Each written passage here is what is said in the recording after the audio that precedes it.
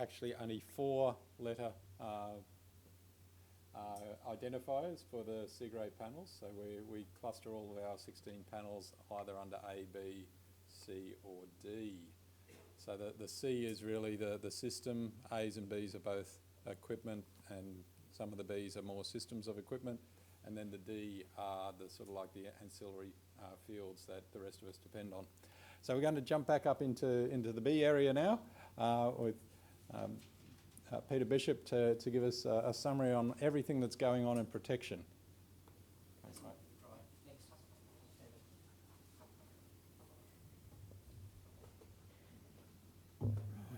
Right. Good afternoon. I'm the convener of B5-Protection Automation panel in Australia. Now, if you use your imagination, the B5 picture illustrates a transmission line lightning strike fault. But an important role for protection is to detect and isolate such faults discriminatively.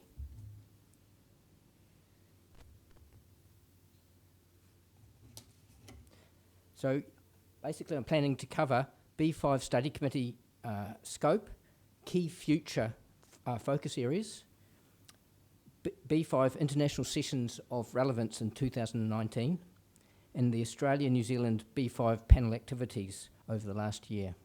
Also, technical brochures and website deliverables in 2019. The scope of B5 concerns protection, automation and control systems, abbreviated to PACS. It considers the functional principles,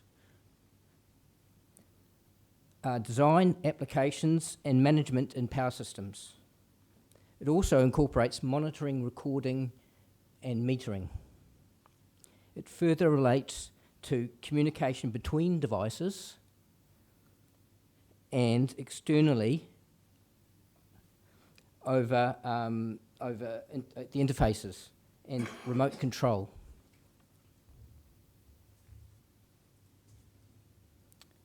Power system changes and technology changes mean new protection challenges and focus areas, particularly with distributed energy resources. Efforts are required to further include distribution protection systems and end-to-end coordination.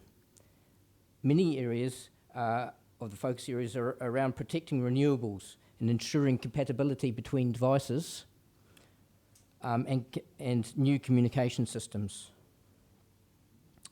Two areas focus on developing and managing protections for where renewables mean there's low inertia and fault levels. So for a wind farm fault, there's very little change in current there.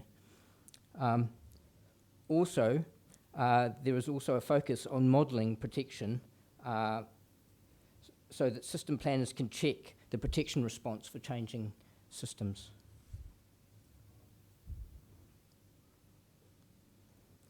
The 2019 Study Committee meeting in Norway included a tutorial on solar storms and their impact on power systems.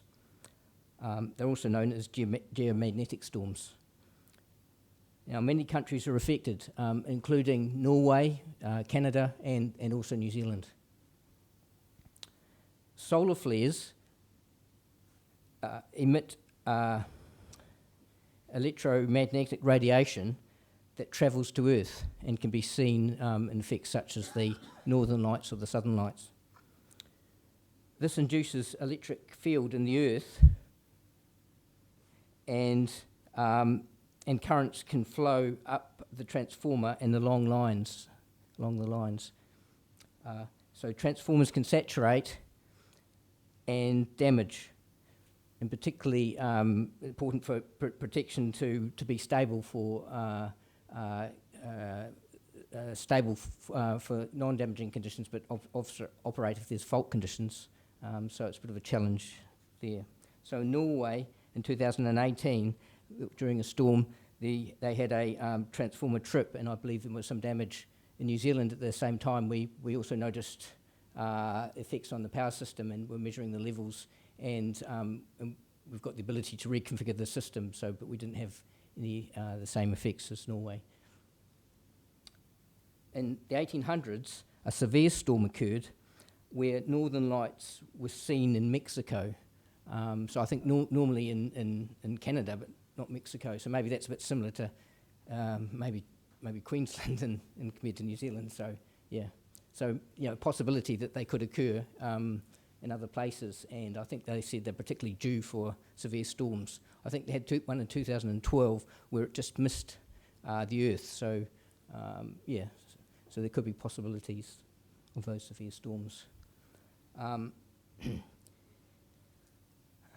It was recommended that the utilities consider and study the vulnerabilities with 3 M's: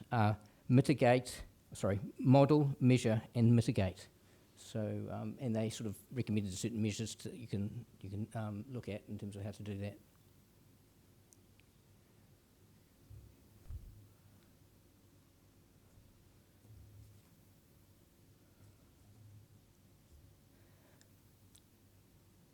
Now, at the study committee meeting, the preferential or paper topics were leveraging phaser measurement data for better protection, automation and control systems,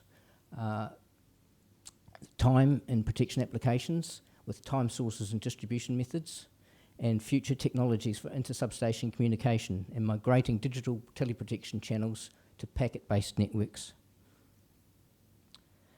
Phaser measurement systems, or synchrophasers, involve the use of vector electrical measurements at various locations on the grid for various applications. The chart illustrates the various applications, so including you've got control, and you've got fault location, and there's also you can do adaptive protection, and also for verifying the parameters on the system. So yep, a number of different applications there show the sort of the levels which they're being discussed. And so this is sort of a bit of a diagram of for Australian systems. Vectors that can be measured at various locations. And a large-scale PMU study is commencing in Australia, and it's being sponsored by a range of organisations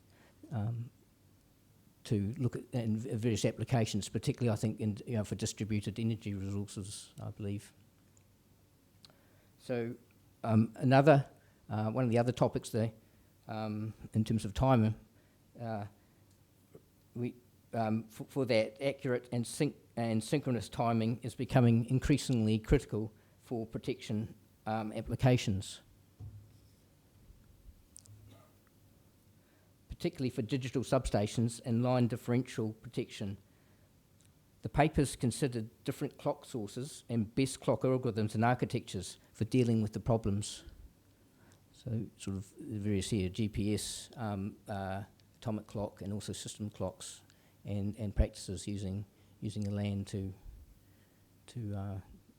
route those time sources through to the devices.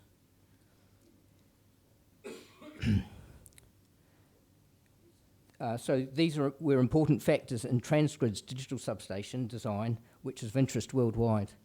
Also in New Zealand, we've had line differential trippings for clock problems.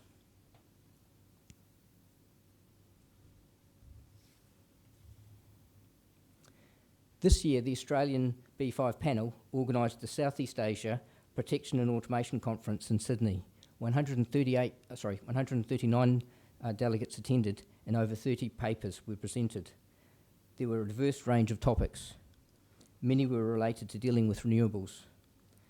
The TransGrid keynote speech explained the changing grid and the challenges ahead.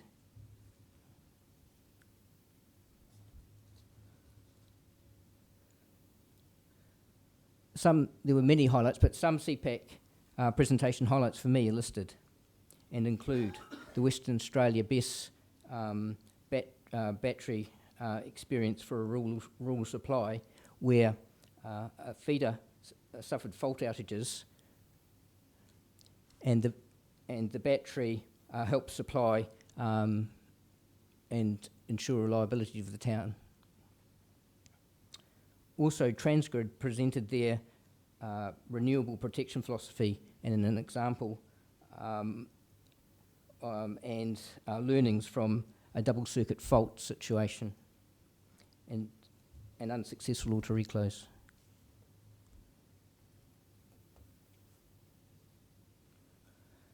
Australia B5 panel Australia B5 panel representatives contribute to 17 working groups and 1 Green Book task force. I think since the slide there's been sort of 3 new, there's been 3 new working groups over the year, so now 17.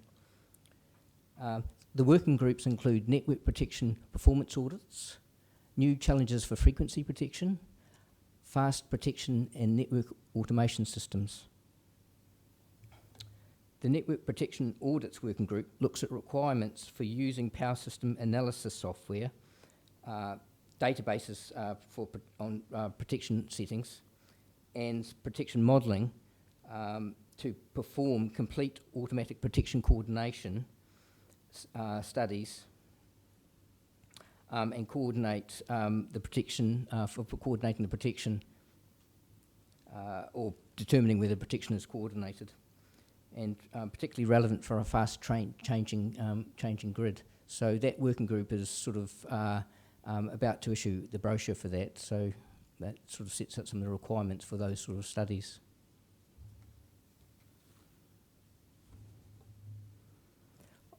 I'm involved in convening the I-6150 Green Book Task Force. A Green Book is this is sort of an important topic for a Green Book.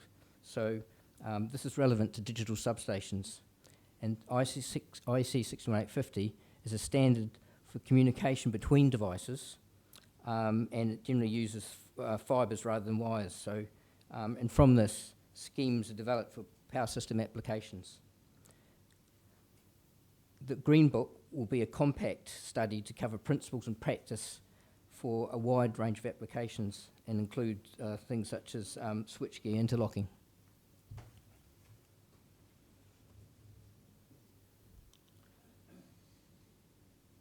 In 2019, I'll just get, there we go. Sorry, yep. This year's Snowy Hydro hosted the B5 panel meeting. Local presentations were shared at the meeting on protection issues. Also, later website discussions occurred. One topic included update of existing and alternative protection approaches to preventing bushfires under power system faults. Particularly as we discussed a bit earlier before, fast protection is being considered, and there's an existing working group on that at the moment. So we're just sort of working through in terms of sort of seeing whether those sorts of things are covered within that working group. Also, there's the other aspects of reduced earth fault current limiters and other mechanisms. So just exploring those, particularly given the Victoria specified requirements for protection in terms of impedance for fault and inception of the fault and fault current.